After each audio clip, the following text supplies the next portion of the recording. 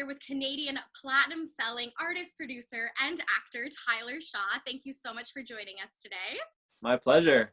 It's great to have you. So I'd love to start off by talking about your latest single, Remember. The original version actually back in August, but just last week you released the remix version with Madism. So what was it like working with him? I mean, both were fantastic. I got to know Frank Walker, who co-produced the track with Enriquez back when my hit With You was on the radio back in 2018. And he did a remix to my song With You. And that's how we got connected. So he called me up after he did the phenomenal remix. And he was like, let's get in the studio. Let's get in the studio. Let's write music instead of me just doing a remix to one of your songs. Like, let's connect. Let's vibe. And I was like, of course, I'm an artist. Of course we're going to do this. Right. So we go in the studio and I bring that guitar lick that you hear off the top of Remember in. Yeah. So it was myself, Frank Walker, and Nick Enriquez. And once I played that, they're like, yes, let's do it. There's something here. So we just vibed with it. And as you can tell, with the vibe of the song, we had such a blast recording this song. It was such a cool session to be in. And, when you listen to the lyrics with the melodies and all that, you just feel good. And that's basically what we wanted to capture. It's like, make sure you remember the good times in your life and make sure you remember the feeling as well, especially when you're going through the inevitable bad times that life is going to throw at you, right? So it'll make it easier to get through those bad times. I love that. And even not just in the lyrics, but also you recorded the remix video and the original music video in the same day at the same location. That's right. And in it, the music video was so bright, energetic, and positive. So was that also what you wanted to portray in the music video as well? Yeah, absolutely. I mean, the concept of lights and just like good vibes and dancing. Like, I'm not much of a dancer. I don't know if you can tell in the video, but Great. Thank you. So when the beat drops and whatever, you just vibing, and that's all I did. Be one with the music and just have a good time. So it was a lot of fun to shoot. And so what was the original concept behind the song? What made you want to write it? Honestly, it was just one of those days. The concept being remembering the good times because of bad times. It was just a point in my life where I was like, I want positivity. I just want to manifest positivity and just like be good and feel good at all times, even when shit is not going right. Because it's that positive, that consistency of being positive that's going to pull you out of that negativity. 100%. I love that you said manifest, because that's so true. Put that energy out there and it's all going to come 100%. back. Yeah. I love that. And Remember is actually going to be on your third studio album, which is not yet named. So do you have an idea, though, of what you want to name it and when it's going to be released? It's going to be released next year for sure, 2021. I'm not sure what I'm going to name it. I may just do a self-titled album. Okay. But if I, write a song in the next couple months that's just like, that title is too sick not to be an album title, then maybe I'll do that. But on like the creative process and whatever like hits you in that moment. Exactly, yeah. Very cool. And so I want to bring it way back. So you actually really got your start on Much Music's Coca-Cola covers artist. So for those who don't know, Much Music is a Canadian version of, I guess, MTV. Mm-hmm. And then from there, you released your debut single, Kiss Goodnight, which absolutely blew up. So did you expect the success that you had just entering that contest? And is this always where you wanted to be as an artist? I mean, the success of that first single, I would be lying if I said yes. I had no idea. I really didn't. I was 19 at the time. I've been writing songs ever since I was 13. But being in a professional writing session for that song in particular was super fun. And, I was just kind of going with the flow, you know what I mean? Doing what I felt was right and trusting my instincts, but also learning from people who have been in the industry for a long time before me. And again, just manifesting that positivity, you know what I mean? So it was really cool. And I'm really grateful for that opportunity that has come up because of Kiss Goodnight. And now, we got plaques on the wall and it's incredible to have the journey. And honestly, like it really does take a solid team around you. 100%. And a solid family and friends. Like, you need support in this industry. And I'm so happy I have it. Right. No, that's amazing. And did you always know that this is what you wanted to make into a career? At some point, yes. But my initial career choice was actually was going to be professional soccer. Okay. So that was like my, I'm going to do it. I got a university scholarship, I was talking to the right people and doing the right things. But I've always been playing music since, like I said, since 13 or so.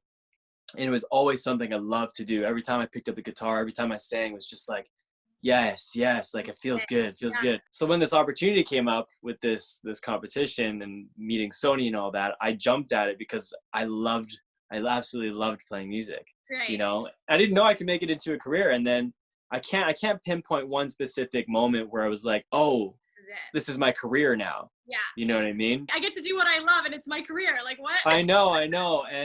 And soccer is always going to be a part of my life. It's funny how they switch, because soccer was like my career, let's say, and music was my outlet. Now music is my career and soccer is my outlet in a way. That's really cool. Yeah. Wow, that's amazing though. And I also want to talk about, so this year you actually were part of the Artist Can COVID-19 Single. Lean on Me with some incredible other Canadian artists from Justin Bieber, Michael Bublé, Sarah McLachlan, and Avril Lavigne, and even more. Yeah. So what was it like working not only alongside incredibly talented people, but working with other Canadians who have made it so far? First of all, this project came together in like 3 weeks. So that's the longest 3 weeks of my life, probably. it was like high energy, high stress, like phone calls, emails, editing vocals, like production. It was intense, but so happy we did it. And obviously everyone involved, from behind the scenes to the lawyers to everyone who did pro bono work for the cause, right? We were really happily surprised when, we called up Bryan Adams. Hey, would you be down to do this? Yeah, no problem. Send me whatever you need. Cool. Same thing with Justin Bieber, it was just so amazing to see the egos. Not that I'm saying that they have them, but like there was no ego whatsoever. Whether you're a legend, Sarah McLachlan, Justin Bieber, whatever, Michael Bublé, or your new up and coming artists, like the Command Sisters. Everybody was there for that purpose, for that cause, to raise the funds for COVID-19 relief. That's so amazing. That's really cool. And did you get to be in a studio with any of them directly, or? Because COVID was like at its peak at that point. Yeah, unfortunately not. But no, it was cool to see. Like I was getting all the vocals and editing them as they needed, and then flying them off to the producer, John Levine, who just slotted them in where they needed to be. So it's cool, I guess, connection that way virtually, like we're doing right now, right? Exactly, 100%. This is 2020 right here. Yeah. No, that's such an amazing opportunity. I just think in general, again, being a Canadian myself, succeed like that is really cool. Yeah. Yeah. So that's definitely really amazing. So congratulations on that. And thank you. Also in 2014, you were nominated for a Juno Award. So in Canada, that's equivalent of the Grammy Award. So as for Breakthrough Artist of the Year, so what did that nomination mean to you? It was great. It was, it was off of one song. It was off of the song Kiss Goodnight, right? And that's apparently unheard of. You usually have like an album or some kind of more bigger catalog. So to have that nomination off of that one song was pretty incredible. But Intuition, my second album, was actually nominated back in, I guess it was 2019 as well. And that was like, okay, now people are paying attention, and I've got some, more credibility. I'm just building the brand and building my career. So that one was very special for me too, especially because I poured my heart and soul into that album and literal tears and stuff. So it was a cool moment for me. Speaking of that album, because it is more emotional, what is the concept behind that? It was just, I guess it was a self-identity kind of discovery. Back in, oh my gosh, when maybe just before Yesterday came out, my first album, I took a trip to Hong Kong with my father, who's actually from Hong Kong. Wow. And growing up, little backstory, my parents were divorced, so I didn't really have that Chinese influence from a young age. And I was, I always knew it was a part of me, but I was always embarrassed by it for whatever reason. There's some kind of stigma about being Chinese when I was younger. So I took this trip to Hong Kong, and I learned so much about myself, about my father, about my father's family. It really changed my perspective on life. It really changed who I was who I am as a person and as an artist. And I really wanted to bring that back and immerse myself in the culture even more by putting it into the artwork of the Intuition album. Beautiful. And so do you have any Asian influences now in the music or the songs you write? I mean, not so much in the sonics. It's just more of a identity thing, being like, yes, I am half Chinese, and I'm proud of it. I love that. That's amazing. That's really cool. And talking about touring and all of that, I know touring isn't happening right now. Yeah. You have toured and opened for some pretty incredible artists, from Shawn Mendes, Alessia Cara, and you toured with Selena Gomez. So what was the touring with her? It was incredible. She's such a down-to-earth human being and literally an angel on earth. She's so special to even speak to and just to get to know. We hung out a few times, and the interaction, you know, seeing her on stage every night, night after night on her tour was really special. It was really, really cool. That's really cool. And what do you feel like your biggest takeaway from that tour was? How much she cares about her fans. And, you know, I know I need to care about my fans, and I do care about my fans, but just seeing it from what she does and how she feels towards them it really put a new perspective and a new light on that. That's beautiful. That's amazing, because a lot of artists, you wouldn't be where you are without the fans, right? You wouldn't be selling those 100%. Yeah. That's amazing that she recognizes that as well. How are you dealing with not being able to, you know, perform in front of people and be on tour at the moment? I know Canada's a little bit different. It's a little more opened up right now, but how do you deal with that in general? I mean, I had a really tough time at the peak of COVID. I was, what am I doing? I guess I could write, but it's cold outside and I'm just like it was very discouraging, I guess. Yeah. Thankfully, I have a drive-in show this week, actually, in Toronto, and then another drive-in show later in October in Montreal. So pumped for those. At least you see those. Is that the same one you're doing in Mississauga? Yep, that's exactly it. Yeah. Amazing. Very cool. That's exciting. Yeah. Is that going to be your first kind of in-person-ish show? Yeah, that'll be my first performance since January, you know. Wow. So Are you a little nervous? Yeah, I actually am. Like, I gotta shake it off a little bit. You know, I got rehearsals tomorrow, so I'll, you know, dive in really deep. But I'm nervous, but at the same time I'm pumped because I haven't been on the stage for freaking 9 months, right? For your single With You, actually, was it today that you won a SoCan award? Yeah, it was yesterday. Yeah, same thing, whatever.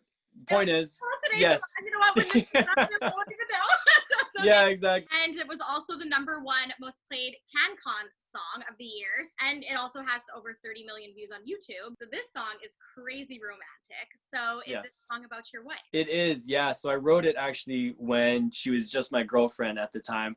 And it was kind of is where I saw our future, where our relationship was and where I saw our relationship going. So it was a super special song, obviously.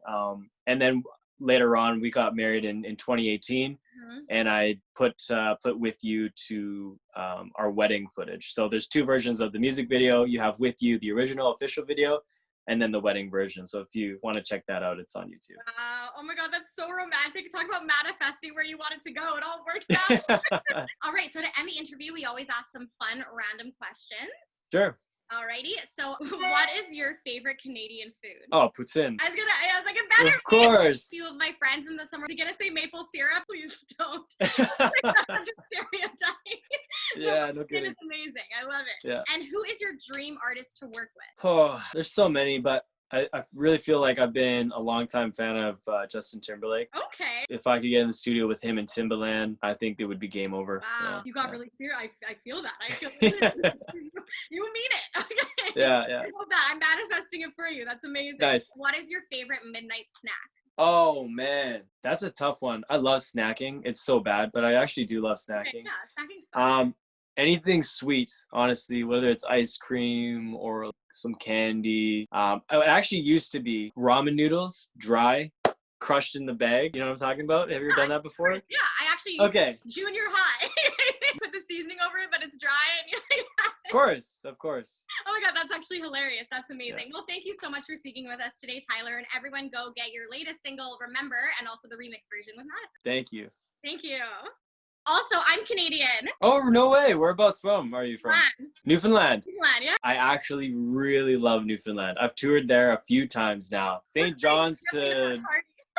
Yeah, I know. I've been screeched in, so I'm an honorary Newfie. You're an honorary Newfie, yes! So really crazy stories. You had an interview. You were doing like a tour. And you were like stopping off and like doing interviews at stations. And so my mom's like, they interviewed you. She was like, you need to come. This guy's so cute.